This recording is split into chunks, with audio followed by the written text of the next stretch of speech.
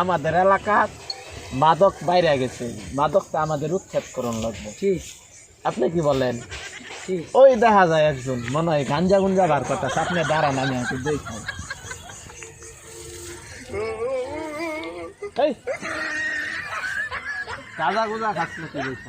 দূর মিয়া আমি এনে বসে পছন্দ করতেছি হ্যান্ড কার্ডটা বার করেন, অ্যারেস্ট করেন। আমি তো কথা নাই আমার বিল নাই, আমার বিল দিয়ে বান্ধা ফালান এখন, এখনই বান্ধা ফালান।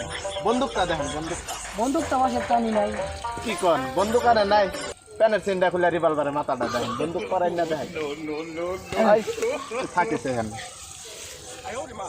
চল আমাদের সাথে।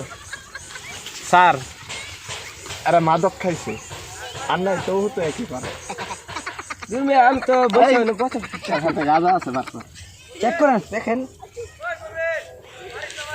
গাঁজা নাই, টাকা বার কর, টাকা বার কর।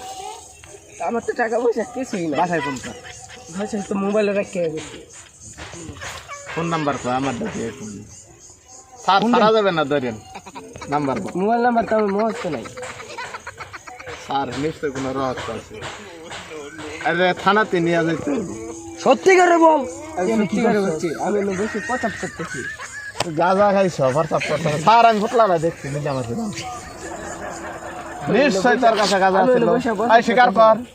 আমি স্বীকার করতেছি আমি এনে বসে পছন্দ করতেছি সত্যি করে বলতো কিন্তু লকে বিড়ু খেয়ে দিব সত্যি করে বলছি স্যার আরে থানায় না নিলে পাবো।